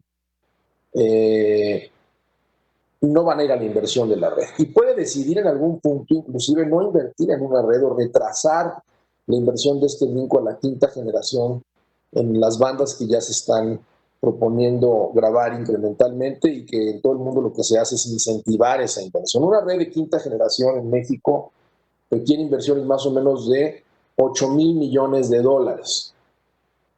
Y en la red de quinta generación en México, salvo la red de 700 MHz que está operando ahorita Altán, que ya viene medio interconstruida para ese propósito y que va en una especie de asociación con el gobierno, si las demás redes quieren invertir, van a tener que meter muchísimo dinero, y todo este tipo de medidas de recaudación, que traen muy poca recaudación comparativamente, inhiben a que las empresas hagan lo que tienen que hacer. Entonces, la red de quinta generación puede mejorar la salud, puede mejorar la educación, puede mejorar las condiciones de vida de la gente más necesitada, de la gente más modesta. Allá en los lugares donde la conectividad no es como aquí, en los lugares donde hay capacidad económica. Pues, atacar el desarrollo o inhibir los incentivos de invertir en estas bandas me parece que podría ser una de las ideas menos recomendables. En números, por ejemplo, la banda de 850 MHz, que hoy ya se usa para prestar servicios móviles de banda ancha, se le está proponiendo un incremento en esta ley del 56%, cuando lo que más se podría aceptar sería un incremento por inflación. Evidentemente esto va a ir contra el bolsillo de unas empresas que tendrían que estar invirtiendo, y que lo que van a hacer es estar reservando dinero y viendo para dónde van sus inversiones. Hay que recordar que todos estos grupos que invierten en telecomunicaciones son multinacionales. Todos tienen inversiones en México y en otros países. Cuando un país les inhibe o les desincentiva estas inversiones a través de impuestos y consideraciones de este tipo, es fácil que los órganos de estas empresas decidan ir a invertir a otro país. No son empresas que nada más operen en un solo sitio, son empresas que tienen inversiones multinacionales. Si nos vamos a las bandas de 3.5 GHz, que también sirve para la quinta generación, ahora, al ser utilizada en servicios móviles, esta Ley Federal de Derechos la agrava, le pone un costo por megahertz pop, que es como se mide esto. ¿Qué es un megahertz pop? Pues no es otra cosa que un costo por cada megahertz por cada habitante que va cubriendo. Entonces, para la misma cobertura, una empresa que tenga ingresos mayores que otra va a pagar lo mismo por megahertz pop si tiene el mismo número de megahertz y el mismo número de cobertura. Eso también es eso va a generar criterios de distorsión en la competencia, porque evidentemente en las empresas que tienen mayores ingresos, pues relativamente a sus ingresos, el costo de cobertura del megahertz pop le va a representar menos que a la que es más chica y que supuestamente se tiene que promover para que compite y participe de una manera más activa en beneficio del mercado y en beneficio de los consumidores. La banda de 600 MHz, que es ideal para quinta generación y que en México apenas vendría a ser impulsada, se le pone un costo pues muy parecido a lo que se paga por la banda de 1.9, que de por sí ya está 24% arriba de lo que se paga internacionalmente, mientras que la banda de 700 MHz, que digamos que podría ser muy similar o parecida, que hoy explota Altán, que es la asociación público-privada con el gobierno, porque ahí pone las bandas el gobierno y pone la inversión el privado, tiene un costo significativamente menor de 10 centavos por megahertz pop. Entonces ahí se hace una distorsión adicional, porque no se está promoviendo a que alguien venga e invierta para dar servicios al usuario final en esta otra banda, cuando en esta banda ya el gobierno está participando y ahí no se toca y se distorsiona el costo de la banda. Con estas medidas recaudatorias, en los hechos, sí se están aumentando los impuestos a los consumidores, porque además una de las consecuencias que puede tener, y es probable que tenga, estos incrementos cuando se dan en 56% y cosas de este tipo, pues es que hay algún ajuste de tarifas de alguna naturaleza a los consumidores. Entonces, vía un derecho, para los efectos prácticos viene a ser un impuesto adicional al operador, nos traducimos y generamos un incentivo para mandarle mayores costos a los consumidores, que somos al final todos nosotros, porque el dinero, pues de algún lado tiene que salir. Si a eso le sumamos el efecto de la pandemia, si a eso le sumamos el efecto de un mercado recesivo, y si a eso le sumamos todos los efectos que hemos visto en estos últimos meses, que se han derivado en una contracción de las líneas de 5 millones de líneas de tipo celular que le llaman, en el país, más una caída en los ingresos de casi el 16%, pues finalmente sí estamos generando un caldo de cultivo a cambio de un beneficio, repito, muy relativo. Todas las veces que se ha hecho este ejercicio de incrementar los costos de las bandas, se ha traducido en una menor recaudación para el gobierno. ¿Y por qué se hace una menor recaudación? Porque automáticamente se generan todos estos efectos perversos que estoy mencionando y entonces se hace menos ventas, si suben las tarifas a los consumidores, menos consumo, y al haber menos consumo hay menos ISR, hay menos IVA, hay menos otro tipo de impuestos que verdaderamente sí tiene el gobierno, y entonces al final en la suma cero del fenómeno no se gana tampoco la recaudación que se espera tener. El despliegue de una red quinta generación a nivel nacional de por sí ya va a costar más del 40% con esos 8,000 millones que lo que costó la de 4G que hoy estamos operando, y es determinante que el país ya dé este paso. Chile ya está licitando bandas para la quinta generación como el primer país latinoamericano que está entrando directamente al fenómeno de la quinta generación, como lo saben aquí mis colegas, y México, que digamos que sería de los países que debiera llevar el liderazgo en estos sectores, se está quedando en el rezago. Nos estamos olvidando, en mi opinión muy personal, de lo importante que es reducir la brecha digital, que es un tema que se ha manejado a lo largo de muchos años en el seno de la Unión Internacional de las Telecomunicaciones, dependiente de la Organización de las Naciones Unidas, y en donde este debate de reducir la brecha digital es el tema para reducir la desigualdad. Hace rato comentaba el senador Armenta lo importante que era reducir la desigualdad. Bueno, la quinta generación, la inversión en este tipo de tecnologías y el dividendo digital definitivamente representan una posibilidad de reducción de la brecha digital, de la brecha de la desigualdad de la gente, y definitivamente es una muy mala idea, en nuestra opinión, el estar intentando, en vez de bajar los costos de los derechos para promover la inversión, ir a grabar por una expectativa de ingresos que al final en la suma cero, repito, no será mayor. Voy a finalizar mi intervención con una reflexión sobre el entorno internacional de los precios históricos del espectro de México versus el resto de la región que nos podría ser de relevancia. México ya hoy, no en la banda de 850 MHz, porque con el ajuste del 56% todavía está un poco abajo de algunos comparativos internacionales, pero es un impacto muy fuerte, pero sí en la mezcla de bandas que operamos, todas las demás están arriba de lo que se cobra en otros lugares del mundo ya el día de hoy, entre un 24 y un 25%. Y esta mezcla, como la tenemos en la 1.9, estamos un 113% sobre precio promedio ponderado con respecto al comparativo internacional. En la de 1.7 andamos un 6%, en la de 2.5 ya andamos un 72%, en la de 2.5 un 100%, y en total promedio ponderado entre lo que sube una y baja la otra, estamos en un 24% nacional. Seguirle metiendo a este sobrecosto es algo que generalmente va a generar seguramente las consecuencias que estamos aquí explicando, y definitivamente va en contra totalmente del objetivo. El objetivo podemos estar de acuerdo, pero el modo de lograrlo no es por esta vía. Entonces, les agradezco mucho su atención y que me hayan dado la oportunidad de participar, pero definitivamente es un tema que preocupa mucho por cuanto a los incrementos, senadora y senadores de la República. Muy bien, Jorge. Muchas gracias. Ahora le damos también a Jorge Fernando Negrete la palabra de CIEP. Por favor, adelante. Muchas gracias, señora senadora.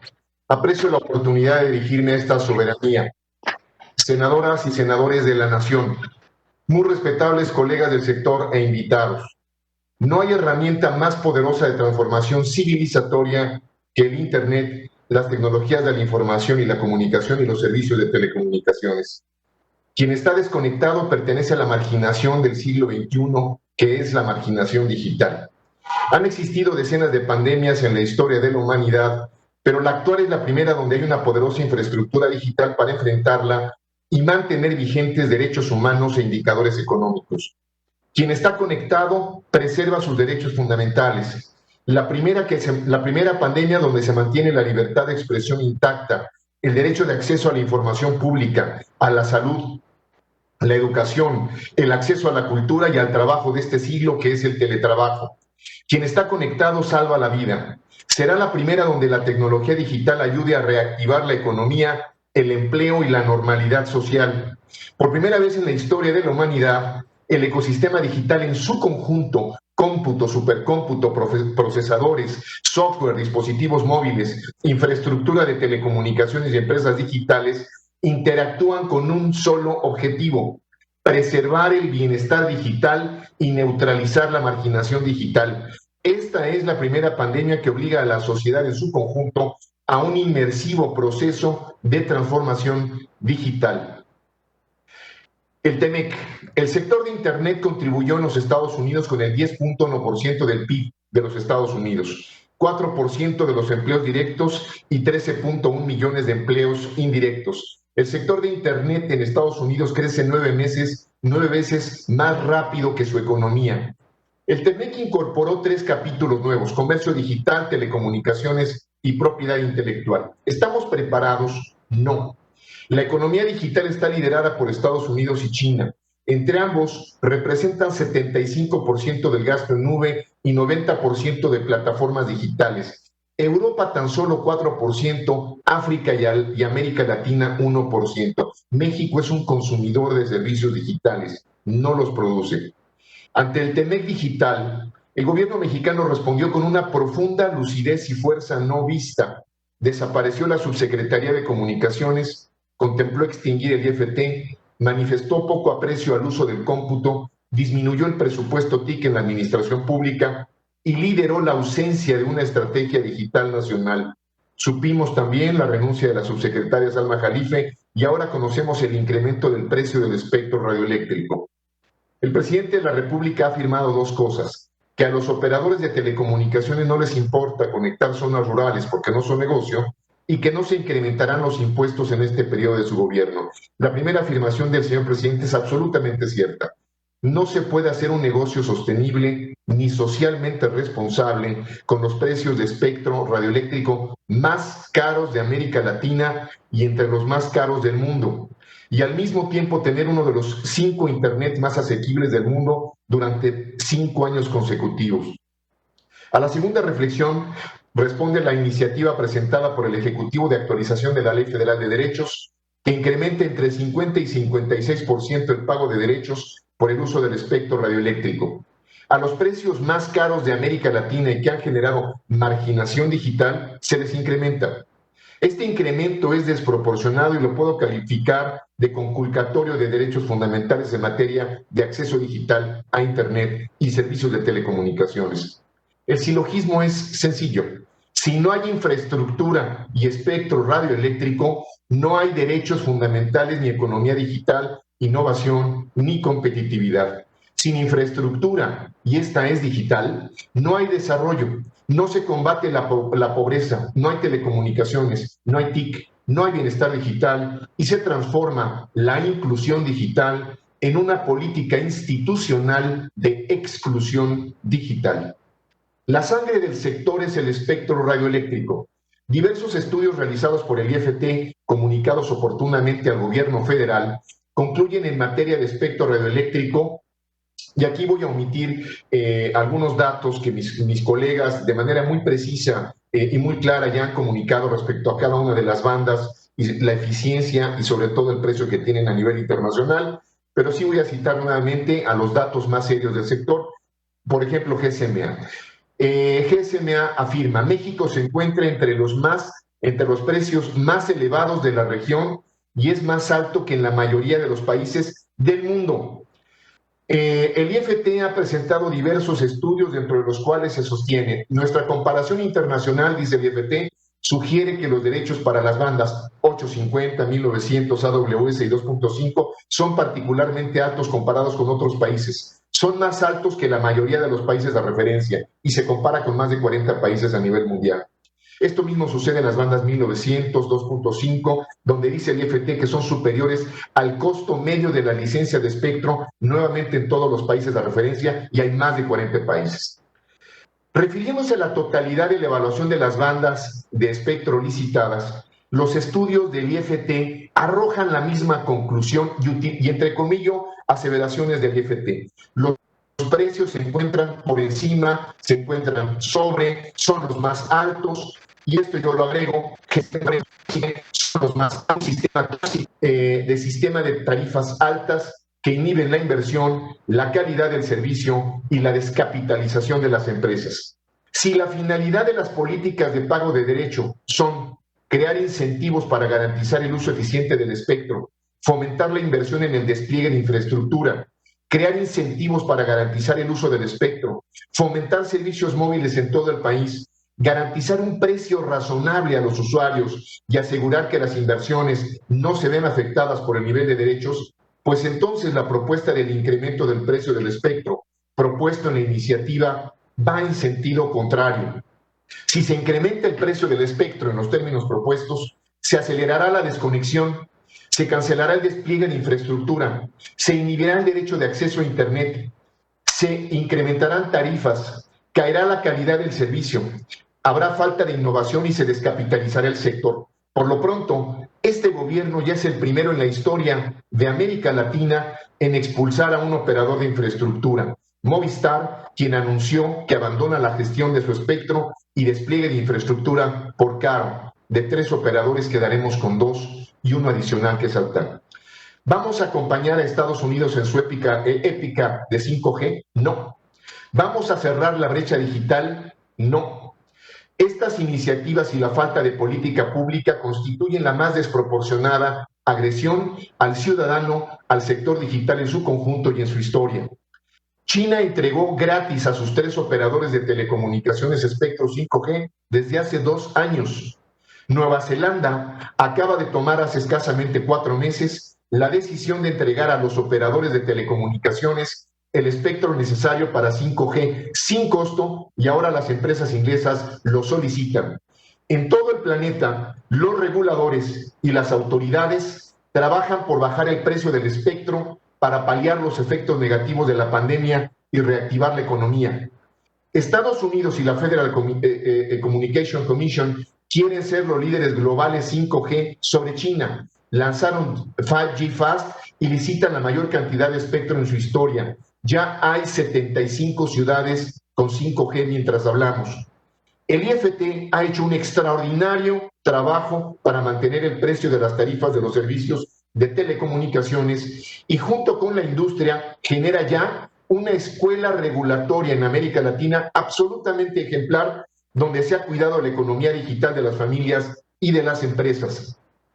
Estados Unidos invirtió vía la Federal Communication Commission $20,000 millones en infraestructura digital este año para conectar a 6 millones de ciudadanos en áreas rurales. Repito, $20,000 millones para conectar a 6 millones de ciudadanos en áreas rurales.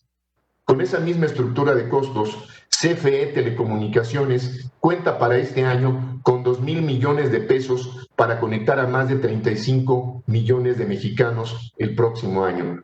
Ahora ustedes saben con esta afirmación que no logrará su cometido.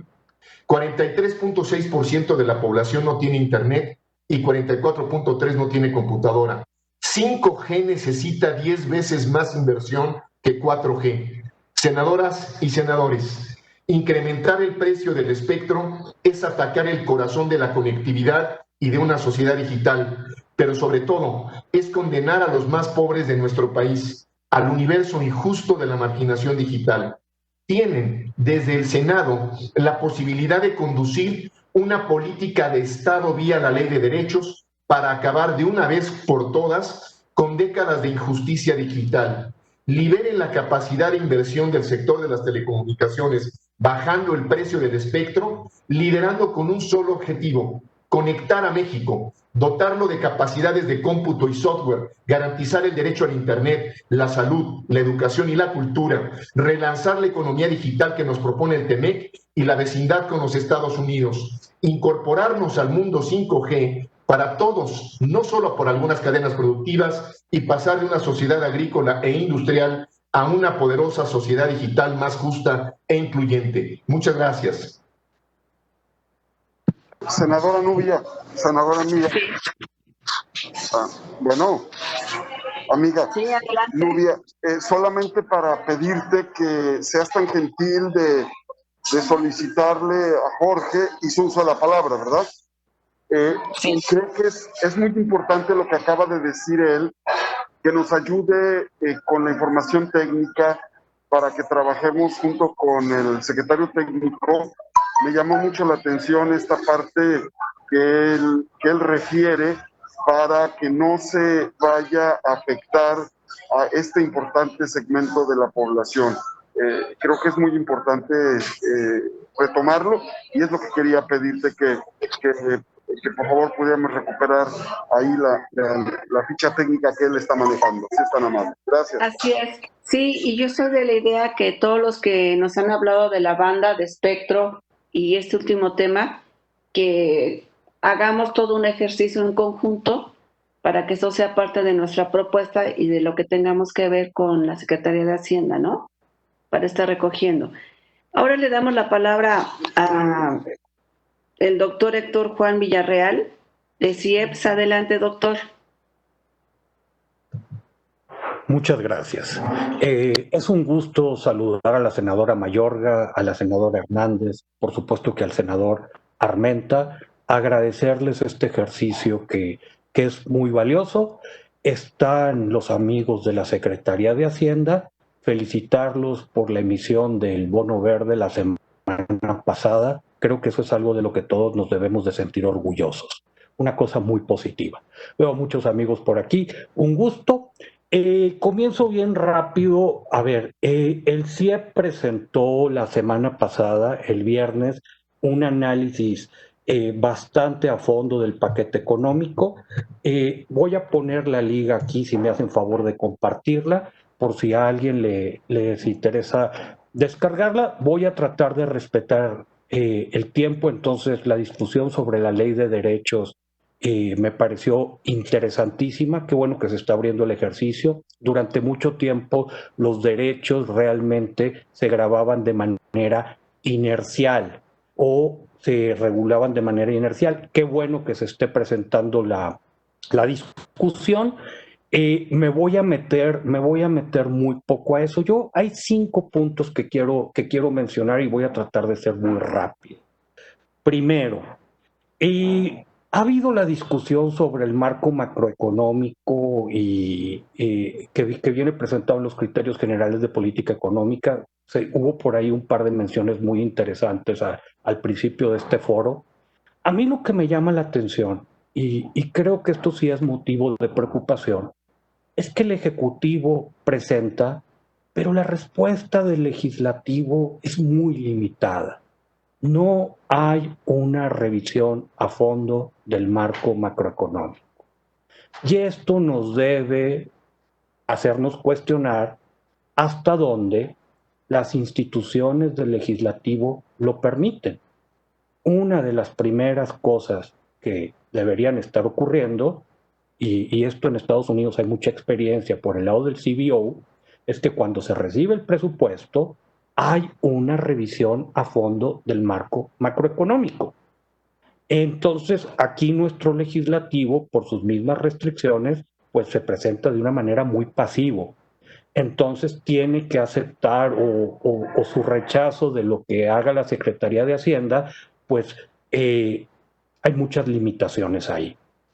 Y entonces esto me permite entrar a mis siguientes 3 o 4 puntos. A ver, si quieren que lo diga con nombre y apellido, lo digo. Nos surge un consejo fiscal en el legislativo con capacidad técnica. Por ejemplo, les cuento la experiencia de CIEP. Nosotros estuvimos revisando el marco macroeconómico que entregó la Secretaría de Hacienda y encontramos algunas inconsistencias. Con los mismos parámetros de la Secretaría de Hacienda, la ruta de deuda sería diferente, de deuda ampliada. En este sentido, los saldos históricos de requerimientos financieros del sector público federal como porcentaje del PIB, si aceptamos el marco que nos está proponiendo el Ejecutivo en términos de crecimiento, de déficit, de tipo de cambio y de inflación, la ruta que seguirían para los siguientes 5 años, que es lo único que obliga la ley actual a la Secretaría de Hacienda a presentar, tendría una trayectoria, las caídas serían mucho más agresivas que de lo que habla la Secretaría de Hacienda. Entonces, ahí hay una inconsistencia que no se está revisando. Aquí lo hace una AC sin fines de lucro, pero esto tendría que venir de parte del Ejecutivo o de otras instancias. Hay cosas de las que podemos seguir hablando. ¿Hasta dónde debe de ser la Secretaría de Hacienda quien hable de las proyecciones en producción petrolera? Creo que esto tendría que ser un órgano especializado del gobierno mexicano. Ahora, cosas que nos preocuparon mucho. Nosotros seguimos haciendo estos ejercicios de proyecciones más de mediano y de largo plazo, más allá del plazo de los 5 años. Y la verdad es que estamos viendo en términos de ingresos, de gastos, de deuda, una trayectoria de sostenibilidad que nos preocupa mucho. Por ahí en un plazo de 8 a 10 años, una de dos, o la recaudación en nuestro país aumenta de manera muy importante, o la economía crece a una tasa sustancialmente mayor, o nos vamos a ver en posibles problemas de insolvencia. Por ahí entre el año 2028 y el año 2030, nuestros números salen muy mal. Y una de las cosas que está impulsando esto, y también hay que decirlo, son pensiones, que están básicamente fuera de control. Este año, las proyecciones del gobierno federal, una vez que incluimos la no contributiva, es 4.9% del PIB. Esto quiere decir todo lo que se recauda por IVA y nos falta 1 punto del PIB. Y esto sigue creciendo de manera muy importante. Nosotros estamos proyectando, como CIEP, que por ahí del año 2030, este gasto en pensiones, incluyendo la no contributiva, podría llegar a 6.2, 6.3% del PIB. ¿Qué vamos a hacer? Entonces, una invitación a esta soberanía a que comencemos a pensar en finanzas públicas sostenibles, que metamos una visión de mediano y de largo plazo, que revisemos nuestra Ley Federal de Presupuesto y Responsabilidad Hacendaria. Hay que tomarnos los pasivos contingentes más en serio. El tipo de problemas que estamos haciendo, pues realmente nos meten muchas limitaciones. Creo que a muchos de nosotros nos hubiera gustado ver un paquete económico que fuera mucho más agresivo en términos de política fiscal contracíclica. Hubo varias intervenciones ya en esta dirección. Creo que se confundieron mucho los balances de corto plazo con los balances de mediano y de largo plazo. En ese tema tenemos que estar trabajando. Se perdieron oportunidades valiosísimas. Doy un ejemplo muy concreto. Hace poco sacamos un reporte de infraestructura donde resulta que 30% de las escuelas públicas en el país carecen de infraestructura sanitaria básica, agua y baños. Un paquete económico como este hubiera sido una oportunidad de oro para, de la mano de Banobras, hacer un programa de inversión pública muy agresivo. No está ocurriendo.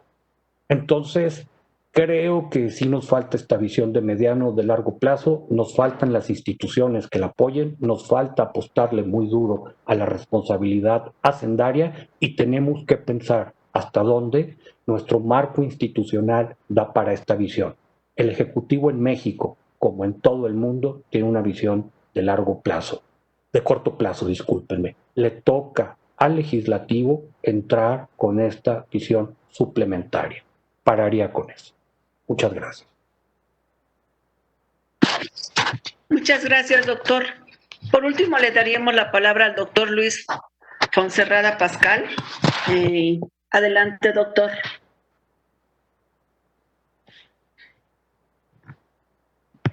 Muchas gracias.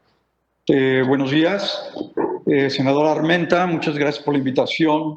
Senadora Nubia Mayorga, gracias. Minerva Hernández, senadora, gracias. Quisiera compartir con ustedes mi pantalla. Un segundo, por favor. Ups.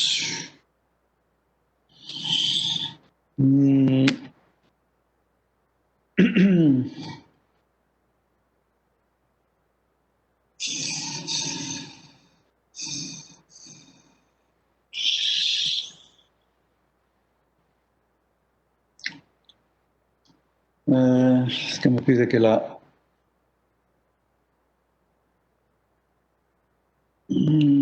José Luis, si apoyamos al doctor. Claro, senadora. Doctor, si nos pudiera compartir la presentación, por favor, a través del chat y nosotros nos hacemos cargo de proyectarla, si nos hace favor. Sí, porque me está pidiendo que la encuentre aquí en mi... ¿no? Sí, a ver, un momento, por favor.